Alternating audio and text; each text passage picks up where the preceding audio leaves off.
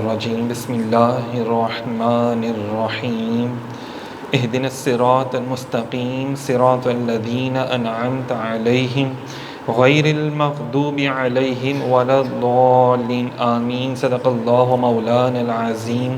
ان اللہ وملائکتہ یصلون علی النبی یا ایھا الذین آمنوا صلوا علیہ وسلموا تسلیما۔ محبت سے پڑھیے گا، الصلاۃ والسلام علیک یا سیدی یا رسول اللہ وعلی آلک واصحابک یا حبیب اللہ۔ الصلاۃ والسلام علیک یا سیدی یا رسول اللہ وعلی آلک واصحابک یا رحمۃ للعالمین یا خاتم النبیین یا شفیع المذنبین یا راحت العاشقین یا جد حسن والحسین۔ سامعین محترم، آج کا جو بیان ہے اعلیٰ حضرت امام احمد رضا خان بریلوی رحمۃ اللہ علیہ، آپ کی سیرت اور کردار کے حوالے سے ہے۔ آپ جیسا کہ ماشاءاللہ سے آپ سب کو معلوم ہے کہ امام اہل سنت ماشاءاللہ سے آپ ہیں، اور آپ کو اللہ رب العزت نے بے پناہ علم سے نوازا۔ آپ کی آج سیرت و کردار کے حوالے سے چند ایک گفتگو جو ہے وہ بات کریں گے یہاں پر ہم۔ سامعین محترم، ہفتے کے دن ظہر کے وقت 1856 کو آپ کی ماشاءاللہ سے ولادت ہوئی، اور آپ کے دادا جان نے آپ کا نام احمد رضا رکھا اور اسی نام سے آپ کو پکارا جاتا رہا۔ سامعین محترم، اللہ رب العزت نے جو بڑے لوگ ہوتے ہیں نا، ان کو بچپن سے ہی بڑا کچھ اللہ پاک ان کو نواز دیتے ہیں۔ جو بڑے ہو کر امام ہوتے ہیں وہ بچپن میں بھی ان کی جو کیفیات ہوتی ہیں وہ ویسی ہی ہوتی ہیں۔ سامعین محترم، آپ نے 13 سال کی عمر میں، 13 سال 10 ماہ اور 4 دن کی عمر میں، اس دور میں جو علوم تھے دینی حوالے سے وہ سارے ماشاءاللہ سے آپ نے ان کو حاصل کیا اپنے والد محترم مولانا نقی علی خان رحمۃ اللہ علیہ سے۔ باقاعدہ آپ نے ان سے ان کی سند بھی لی۔ ذرا سوچیں کہ ایک 13 سال کا بچہ جو ہے وہ 13 سال کی عمر میں وہ ماشاءاللہ سے گرامر بھی پڑھ لیتا ہے، فقہ کی کتابیں بھی پڑھ لیتے ہیں، عقائد کی کتابیں بھی پڑھ لیتے ہیں، تفسیر کی کتابیں بھی پڑھ لیتے ہیں، اصول حدیث اور حدیث کی جو کتابیں ہیں جو اس دور میں موجود تھیں وہ ساری آپ ماشاءاللہ سے پڑھ لیتے ہیں۔ سامعین محترم، اسی دن آپ نے ایک سوال کے جواب میں پہلا فتویٰ تحریر فرمایا تھا۔ پہلا فتویٰ جب آپ نے دیا تو آپ کے والد محترم نے جب دیکھا کہ یہ فتویٰ تو بالکل ٹھیک ہے، تو اسی دن سے آپ کے والد محترم نے آپ کو مسند افتاء جو ہے وہ بھی آپ کے سپرد کر دی۔ دیکھیں کتنے سال کی عمر میں، 13 سال 10 ماہ اور 4 دن کی عمر میں فتویٰ جاری کرنا یہ بہت بڑی بات ہوتی ہے۔ یہاں سے دیکھیں کہ اللہ رب العزت نے آپ کو کتنا علم سے نوازا تھا، کتنا کچھ عطا فرمایا تھا۔ ہمارے بچے تو اس عمر میں کھیل کود سے ہی نہیں باہر نکل رہے ہوتے ہیں، اور ہم بھی بچوں کو یہ کہہ رہے ہوتے ہیں کہ یار چلو کوئی بات نہیں، 15 سال کا بھی بچہ ہو جائے، 18 سال کا بھی بچہ ہو جائے، تو ہم کہتے ہیں ابھی بچہ ہی ہے نا، کیا علم حاصل کرنا، جب بڑا ہوگا اور کوئی 20-25 سال کی عمر میں پہنچے گا تو پھر اس کو کوئی دین کا علم سکھائیں گے، بتائیں گے اس کو۔ لیکن آپ کی شان دیکھیں کہ جو والدین کو پتہ چل جاتا ہے نا کہ بچہ ہمارا کتنا ہے ذہن رکھتا ہے، تو اگر بچہ آپ کا ذہن رکھتا ہے تو بچپن میں ہی آپ اس کو جتنا علم عطا کریں گے، دیں گے، تو وہ قبول کرے گا اس کا ذہن۔ سامعین محترم، آپ کے ذہنی کیفیات کے حوالے سے ایک اور بڑا پیارا سا بچپن کا واقعہ ہے جو آپ کے سامنے بیان کرنا چاہوں گا کہ آپ کو حضرت اعلیٰ حضرت امام احمد رضا خان بریلوی رحمۃ اللہ علیہ کو بچپن میں، جیسے اکثر ہوتا ہے نا قاری صاحب گھر میں پڑھانے کے لیے آتے ہیں، تو قاری صاحب پڑھانے کے لیے آتے تھے قرآن پاک، ناظرہ جسے ہم کہتے ہیں نا، بچے کی شروعات کرواتے ہیں ناظرہ سے، قاعدہ اور ناظرہ۔ تو مولوی صاحب جو تھے نا وہ آپ کو پڑھا رہے تھے، تو کیا ہوا کہ بار بار آپ کو ایک لفظ بتاتے تھے لیکن آپ اس کو اور انداز میں پڑھتے تھے، مگر آپ کی زبان سے وہ لفظ نکلتا ہی نہیں تھا۔ وہ زبر بتاتے تھے اور آپ اس کو زیر پڑھتے تھے بار بار۔ تو آپ کے جو دادا جان تھے وہ آئے تو انہوں نے دیکھا، تو انہوں نے جب قرآن پاک میں اس چیز کو دیکھا کتاب میں، تو پتہ چلا کہ جو آپ پڑھ رہے ہیں وہ ٹھیک ہے، جو قاری صاحب پڑھا رہے ہیں وہ غلط ہے، کیونکہ وہ چھپنے میں غلطی ہو گئی تھی۔ تو آپ نے ان سے پوچھا کہ بھئی آپ کو تو قاری صاحب یہ پڑھا رہے تھے، آپ کیوں نہیں پڑھ رہے تھے؟ انہوں نے کہا میری زبان ہی نہیں چل رہی تھی۔ دیکھیں کہ بچپن میں کلام کا یہ عالم ہے، علم کا، اللہ پاک کی عطا کا یہ عالم ہے کہ اگر کوئی غلط بات ہو رہی ہے، کوئی لفظ غلط پڑھایا جا رہا ہے تو آپ کی زبان وہ غلط لفظ پڑھ ہی نہیں رہی، مطلب یہ ہوا کہ اللہ رب العزت نے آپ کی زبان پر حق کو جاری فرما دیا. اسی لیے تو اللہ رب العزت نے دیکھیں نا، جن سے بڑے کام لینے ہوتے ہیں نا، پھر بچپن سے ہی، شروعات سے ہی ان سے اللہ پاک کوئی غلط کام نہیں کرواتا. ان کی سیرت کو، ان کے کردار کو اللہ پاک اس انداز میں ڈھال دیتے ہیں کہ وہ بڑے ہو کر امت کے امام بن جاتے ہیں. سامعین محترم، دین کے علم ماشاءاللہ سے آپ نے جیسے حاصل کیے، اسی طرح سے تھوڑا سا آگے چلیں تو اعلیٰ حضرت کو اللہ تبارک و تعالیٰ نے بے شمار علوم سے بھی نوازا. صرف یہی نہیں کہ دینی علم یا احادیث کا علم یا تفاسیر کا علم، بلکہ آپ نے کم و بیش 50 علم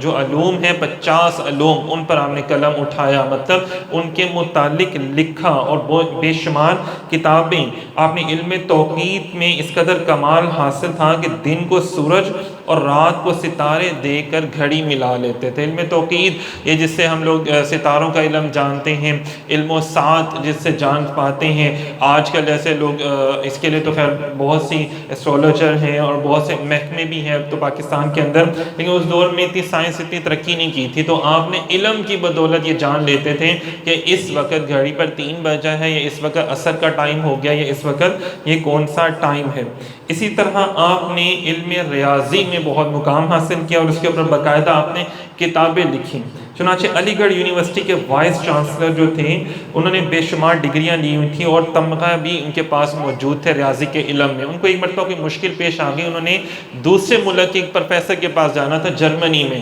تو ان کے ایک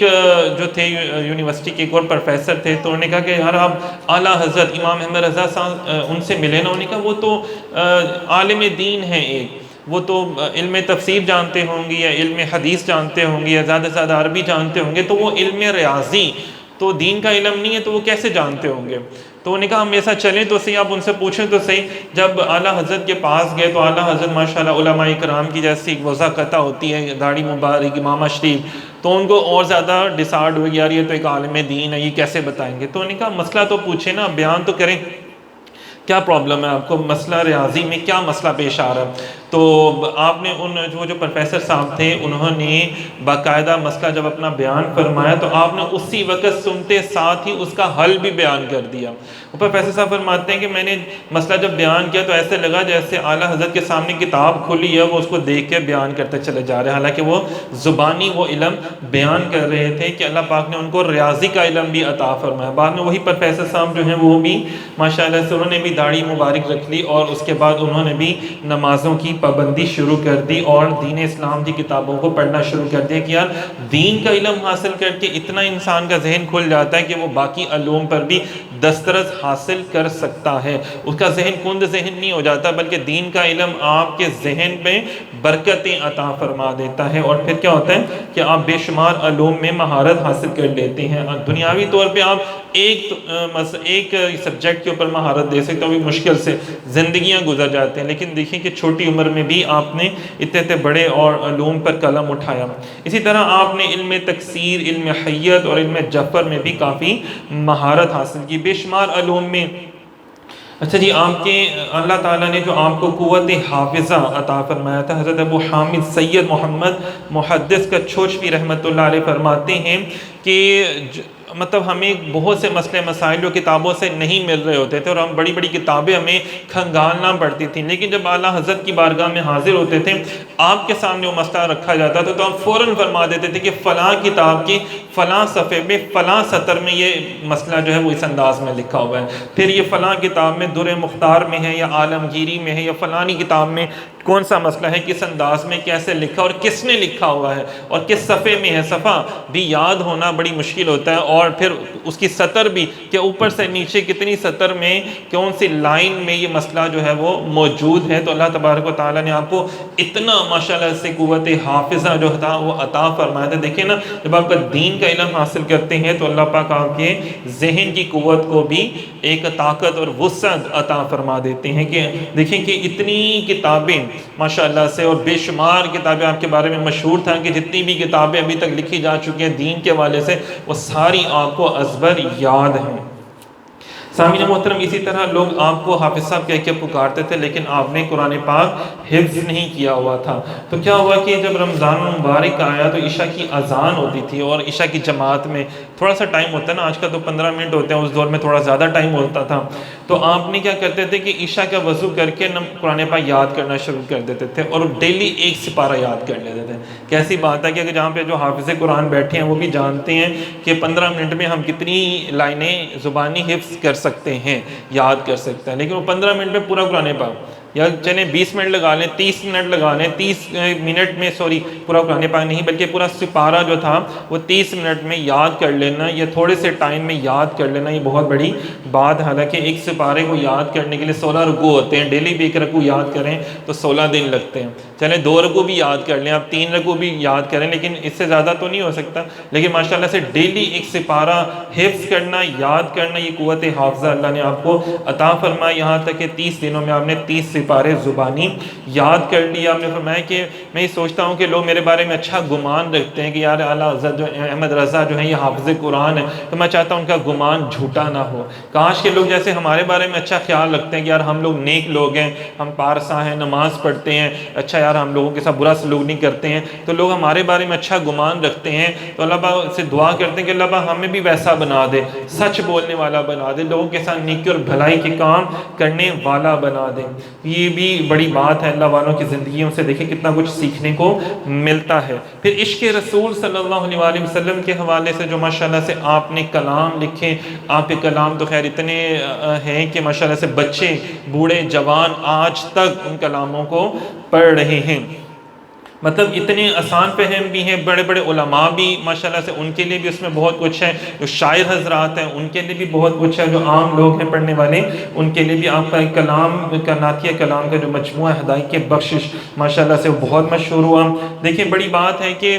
سب سے اولا والا ہمارا نبی، اگر ہم پڑھتے چلے جائیں، چمک تجھ سے پاتے ہیں سب پانے والے، لم یاتی نذیر و کفی ناظرین، بے شمار کلام، اور جو آپ کا سلام ہے وہ آج بھی لکھا ہوا جو سلام ہے مصطفیٰ جان رحمت پہ لاکھوں سلام، پوری دنیا میں ماشاءاللہ سے پڑھا جاتا ہے۔ حالانکہ آپ نے ایک انڈیا کے ایک شہر اندازہ کریں بریلی میں ایک علاقے میں بیٹھ کے وہ لکھا، لیکن دیکھیں جو چیز منظور ہو جاتی ہے اللہ کے حضور نبی پاک صلی اللہ علیہ وسلم کی پاک بارگاہ میں، تو وہی اللہ تعالیٰ اپنی مخلوق میں اس کو مشہور کر دیتا ہے، جس سے اللہ تعالیٰ محبت کرتا ہے نا۔ تو آپ نے دیکھیں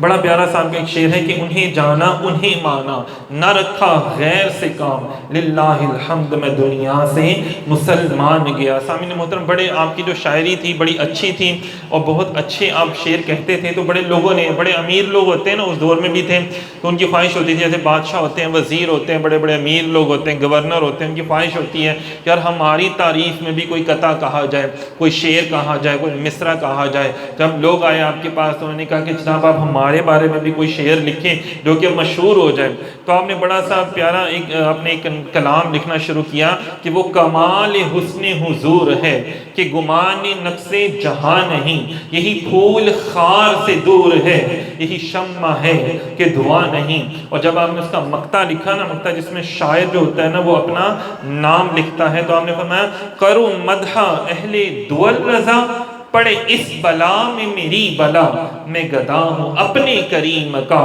میرا دین پارائے نہ نہیں۔ فرمایا کہ میں یہ جو بڑے بڑے وزیر ہیں، مشیر ہیں، بادشاہ، میں ان کی مدح کروں؟ میں کیوں ان کی مدح کروں؟ پڑے اس بلا میں میری بلا، میں گدا ہوں اپنے آقا کا، کریم لجپال خاتم الانبیاء کا، میں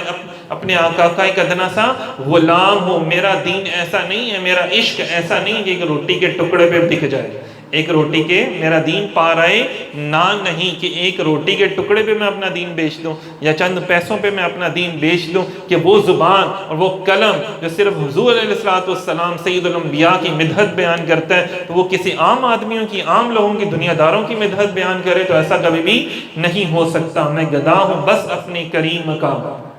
میرا دین پارائے نہ نہیں۔ سامعین محترم یہ شان دیکھیں، جب ایسے عاشق ہوں تو پھر سرکار بھی بڑا کرم فرماتے ہیں، سرکار بھی بڑے عطا فرماتے ہیں ماشاءاللہ سے۔ بڑے بڑے اولیاء نے دیکھا کہ آپ کو کہ سرکار مدینہ علیہ السلام خود لکھوا رہے ہیں اور آپ لکھ رہے ہیں ماشاءاللہ سے۔ اور کسی نے ایسا بھی دیکھا کہ حضور غوث اعظم سرکار ماشاءاللہ سے خود آپ کی تربیت فرما رہے ہیں۔ یہ بھی معاملات آپ کے ساتھ چلتے رہے ہیں۔ سامعین محترم بڑا شوق ہوا جب آپ دوسری مرتبہ حج کی کرنے کے لیے بارگاہ میں حاضر ہوئے مدینہ پاک میں، تو دل کی ایک آرزو ہر عاشق کی طرح جیسے ہوتی ہے کہ سرکار کا دیدار ہو، وصال یار ہو، سامنے بے پردہ زیارت عطا ہو جائے۔ تو پھر آپ جب حاضر ہوئے تو آپ نے ایک نعت لکھنا شروع کی، وہ سوئے لالا زار پھرتے ہیں، وہ سوئے لالا زار پھرتے ہیں، تیرے دن اے بہار پھرتے ہیں۔ کرتے کرتے کرتے کرتے دیدار عطا نہ ہوا تو آخر میں آپ نے شعر یہ کہا، نہایت عاجزی انکساری میں کہا کہ کوئی کیوں پوچھے تیری بات رضا، اتنے دن ہو گیا نا، کوئی کیوں پوچھے تیری بات رضا کہ تجھ سے کتے ہزار پھرتے ہیں۔ یہ تو آپ نے اپنے لیے عاجزی انکساری میں یہ لفظ استعمال کیا نا، کتا ایک وفاداری کے لیے استعمال کیا جاتا ہے لفظ، تو میں تجھ سے عاشق ہزار پھرتے ہیں، تجھ سے کتے، تجھ سے وفادار سرکار کی بارگاہ میں ہزار پھرتے ہیں، تیری کیا اوقات ہے کہ تجھے دیدار کروایا جائے۔ تو یہ کہنا تھا کہ میرے کریم آقا لجپال آقا نے ان کو اپنا دیدار عطا فرمایا، اور پوری دنیا میں پھر یہ مشہور ہو گیا کہ ہر کوئی پوچھے تیری بات رضا کہ تیرے شیدا ہزار پھرتے ہیں۔ اگر آج دیکھا جائے تو اعلیٰ حضرت کو ماننے والے، ان کی تعلیمات پر عمل کر کے عاشق رسول بننے والوں کی تعداد ہزاروں میں نہیں بلکہ لاکھوں سے بھی اوپر ماشاءاللہ سے تجاوز کر چکی ہے، اور اللہ رب العزت نے آپ کے اوپر بڑا کرم فرمایا کہ سامعین محترم جہاں پہ آپ نے بڑے بڑے کام کیے علمی حوالے سے، آپ کی کم و بیش 1000 سے کتابیں، 1000 سے زیادہ جو کتابیں آپ نے لکھی، اور اس کے علاوہ جو ہزاروں فتاوی ماشاءاللہ سے آپ نے لکھے، جو آج بھی تقریباً 30 سے اوپر جلدیں ہیں جن کے اوپر یہ موجود ہیں، جس میں ہر قسم کا فتویٰ جو ہے وہ آپ نے لکھا ہے اور آج بھی موجود ہے امت مسلمہ کی تربیت کے لیے۔ پھر آپ نے جو سب سے بہترین اور ادب کے حوالے سے جو ترجمہ قرآن پاک کا کیا، کنز ایمان اس کا نام ہے، آپ سب سے گزارش ہے کہ ادھر ادھر کے تراجم پڑھنے کی بجائے قرآن پاک کا یہ ترجمہ پڑھیں جو ایک عاشق رسول نے لکھا، عاشق صادق نے لکھا، اور ایک صحیح با عالم با عمل عالم دین عالم ربانی نے لکھا ہے، کنز ایمان، کہ جس کو آپ پڑھ کر عشق رسول کی جو مہک ہے، محبت ہے، وہ اپنے سینوں میں واضح طور پہ محسوس کر سکتے ہیں۔ سامعین محترم یہ بہت بڑی ہستی ہیں، آپ کے بارے میں اگر میں بیان کرتا چلوں اور کرتا جاؤں، اور آپ کی جو ماشاءاللہ سے